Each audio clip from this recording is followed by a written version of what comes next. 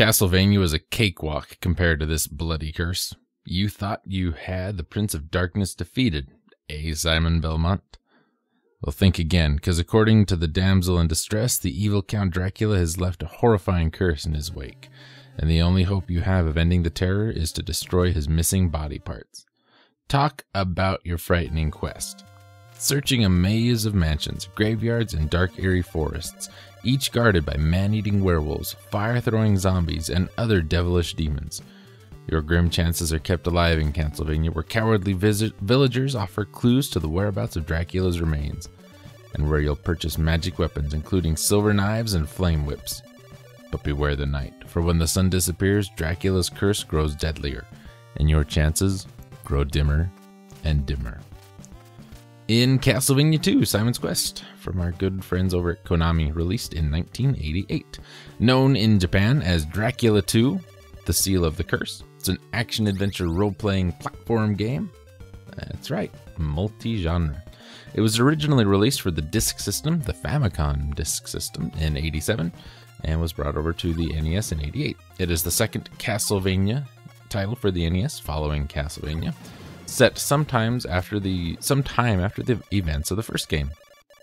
Player once again assumes the role of Simon Belmont, who's on a journey to undo a curse placed on him by Dracula. The gameplay departs from the standard platforming genre of the first game for a game more similar and much to the non-linear gameplay of Vampire Killer, as well as Metroid, with several RPG elements such as a world map where the player is free to explore and revisit. Simon, controlled by the player, can talk to townspeople who offer vague clues or just outright lies. He can also go to merchants who will sell items either for fighting enemies or traversing to unreachable areas. In order to pay for them, he must collect hearts. Hearts are dropped by defeated enemies. In addition to the ordinary items in Simon's inventory, he can also purchase new whips in a few locations of the game, beginning with a standard leather whip, and can upgrade to strong ones with each new purchase. Simon's Quest introduces an experience rating system, also found in RPGs, which is increased by collecting hearts. After finding a sufficient amount, his level and maximum health will rise with his experience rating. Simon's Quest has a day and night function where the period of time in the game can change between day and night. Each sequence lasts a few minutes before the next transition, and they have a prominent effect on the game and Simon's encounters. During the day, the enemies outside of towns in the game are less frequent and weaker. At nighttime, they appear more often and inflict more damage to Simon's health bar, though when defeated, they do give more hearts in compensation. The town people and merchants in their respective locations are also no longer available to talk to during night and are replaced by enemies. Despite the departure from the previous game, there are elements from it that have remained. This includes the magic weapons, which are secondary weapons to Simon's Whip, each of them having a different use. Like most games in the series, some of these require the usage of hearts. One of them, returning from Castlevania, is the Holy Water, a small glass which can disintegrate walls that conceal hidden items. Some magic weapons from the previous game do not return, but there are also new ones that make their first appearance in Simon's Quest. This includes the Diamond, which bounces off any walls surrounding Simon and damages any enemies. The objective of the game is to travel to the 5 mansions to find the body parts of Dracula's corpse and an item known as the Magic Cross. The body parts can be utilized to support Simon in the game. For example, Dracula's rib can be used as a shield to block any projectile attacks fired from enemies. Finding all of the required items will allow Simon to clear the blockade in front of Dracula's castle to fight the last boss. After the player defeats the final boss, there are 3 possible endings based on the time taken to complete the game. This game takes place several years after the original Castlevania, and according to story details in the manual for the Japanese version, the prologue begins when Simon visits his family's resting ground. His back is critically injured from his last encounter with Dracula in the previous game. He encounters a young woman at the resting ground who tells him a curse was placed on him by Dracula during their last battle, and that Simon does not have long to live. The woman says the curse can be undone if he resurrects Dracula himself, explaining that Dracula's body was split into 5 parts after his defeat, and that Simon must find them and bring them to the ruins of Dracula's castle. There he must seal and defeat Dracula. The unknown woman adds that Dracula's permanent destruction is not guaranteed. After Simon defeats Dracula, there are 3 possible endings depending on the time the player takes to complete the game. In one, Simon sustains fatal injuries from the confrontation with Dracula and dies. In another, Simon is not present in the ending and is assumed to have died. The best ending is achieved when the player beats the game in 8 game days. However, although the best ending states that Simon vanquished Dracula, the last few seconds have a hand raising out of Dracula's grave, hinting that this was not quite the case.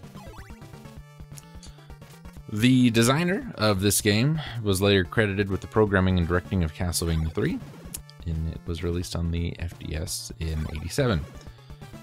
It was eventually developed for cartridge release on the NES in '88 and in Europe in 1990. Because of the hardware differences between the Famicom and NES, there were changes between the versions designed for both consoles. The Famicom disk system had a save system, such as many other FDS games had at the time. The NES version utilized a password function. The FDS had data storage of 862 kilobits, whereas bank switching techniques and solid memory costs allowed more cartridges to have comparable data space and were much faster. The developers used the space to improve the music quality for the game, adding percussion samples and rearranging the melodies to take advantage of the technology. Other changes were made to several grammatical and spelling errors within the game's endings. Information such as official artwork has been lost since its release. Most of the original art for it and the early Castlevania titles were lost during the Great Hanshin earthquake.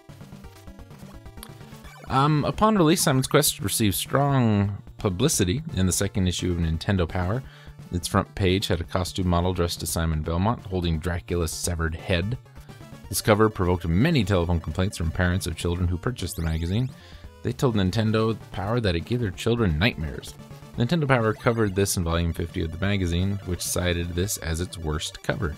It's not a bad looking cover though, I'm gonna be honest. Simon's Quest was also referenced in a following issue in a Howard and Nestor comic strip.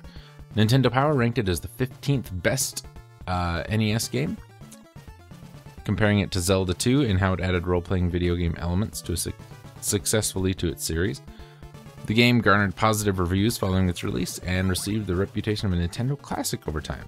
It has an average rating of 7.5 out of 10 on GameFAQs. Gaming website IGN cited it as the perfect game to play during 1989, praised it for its theme of exploration, and acknowledged how it evolved recent titles of the series.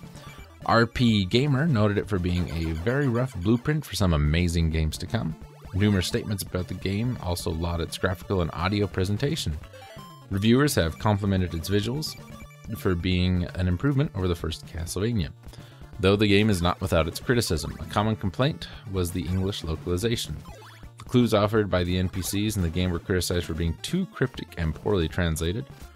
Producer of several of the Castlevania titles, Koji Igarashi, revealed in an interview that all the NPCs in the Japanese version were deliberate liars. GameSpot said that the subtle hints from the Japanese version were lost in translation. An infamous line of dialogue to give an example was, "Hit Deborah Cliff with your head to make a hole." Active Gaming Media went further, describing where and how the Japanese hint was lost. Further criticism also stemmed from some of the game's puzzles, which reviewers have noted for not having any clues at all. Complaints were made towards a scenario from the game where Simon was summoned a tornado in a graveyard. OneUp.com mentioned the game required a walkthrough because of its non-explanatory nature. I happen to like this. This is possibly my favorite of the Castlevania games. I'm just not a fan of the first one or the third one, really. This one is just more fun to me. I can just sit down and breeze through this game in an hour at the most. Really, it doesn't take long and it's a lot of fun. And even got a very, very nice 16-bit remake by my good buddy Metroid Quest. So be on the look for that if you're interested.